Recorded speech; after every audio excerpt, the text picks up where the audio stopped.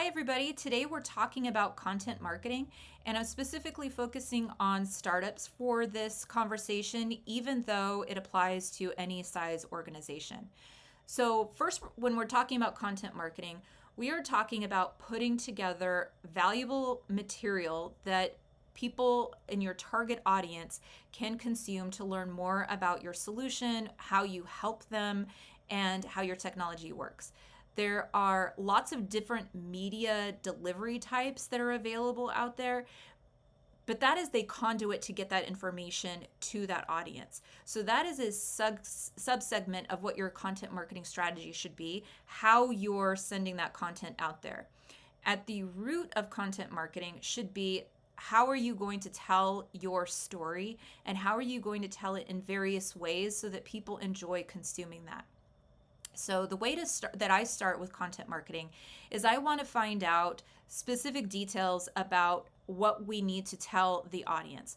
First, there's the education piece. And the education piece doesn't have to be necessarily about what the technology does. And I say this specifically but because a lot of these startups that I begin to work with have focused a lot on the very technical piece of their technology, because obviously they've been in development for such a long time.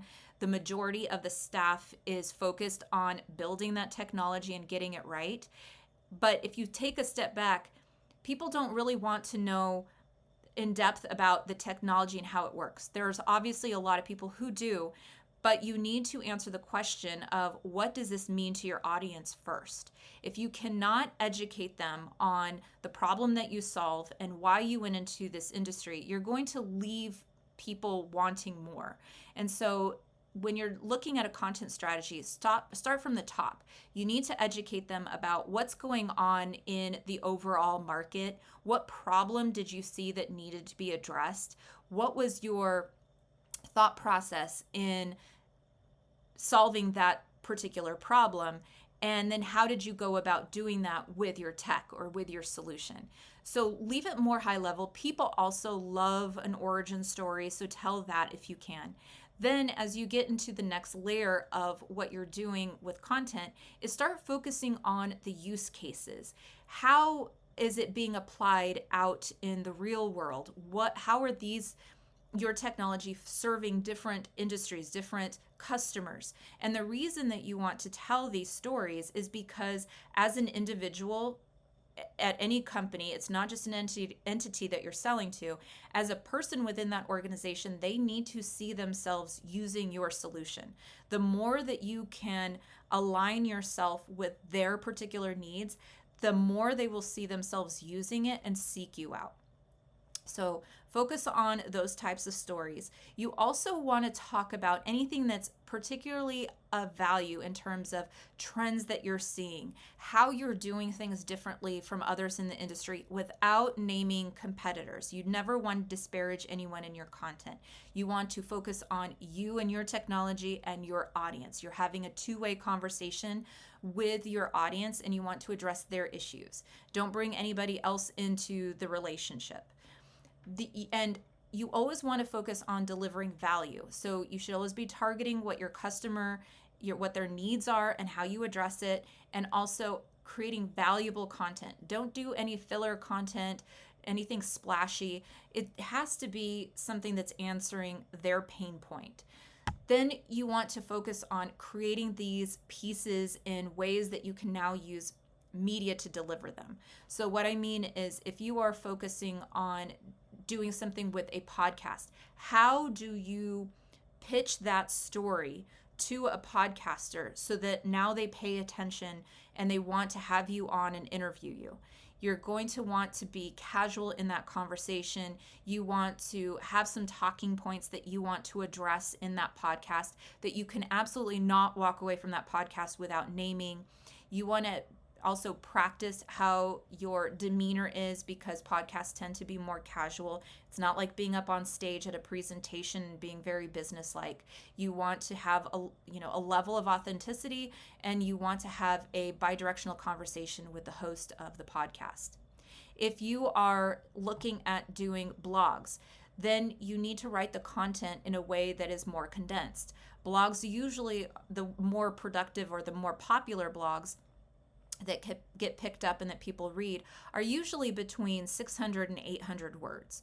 So if your topic requires that it goes over that limit, consider breaking it up into a series of blogs, and that'll keep people coming back to get the next blog in your series.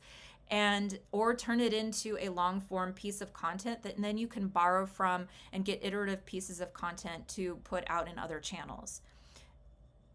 You can also do on LinkedIn, you can actually put in articles now in LinkedIn. So long form pieces of content so that people don't have to click on a link in LinkedIn and go to a separate page and consume the content. They can actually do it in the platform. And LinkedIn has proof that people love to do things in the platform and not necessarily leave it.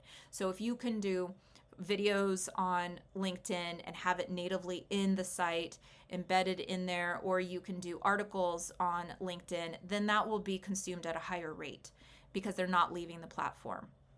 So there's a lot of different mechanisms for content marketing, but there's a couple of key things that you want to do when you are considering your content strategy. First is you want to be consistent.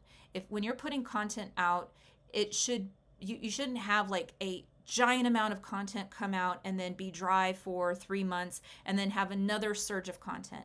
When you're looking at your strategy, tell your strategy or tell your story in a very systematic way, like build it up so that you do education first and then you dive into maybe the technology, then use cases, and you have a cadence of that.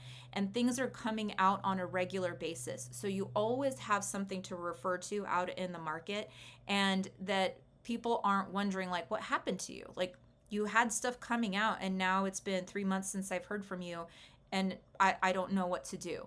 So you want to that also helps keep you in their evoked set. If they think of you or they think of a problem and then you come to mind, you're now part of their evoked set. And that's what you want to do with your content. You want them to be dependent on it. You want them to want to come back and get more information because of the value that they're obtaining from your materials.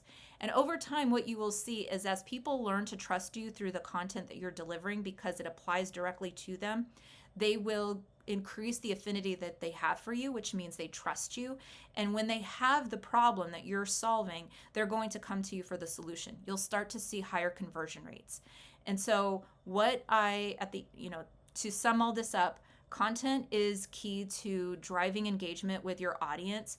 Being consistent makes them trust you, and delivering valuable things that will help improve their life, that gives them a little bit of free value.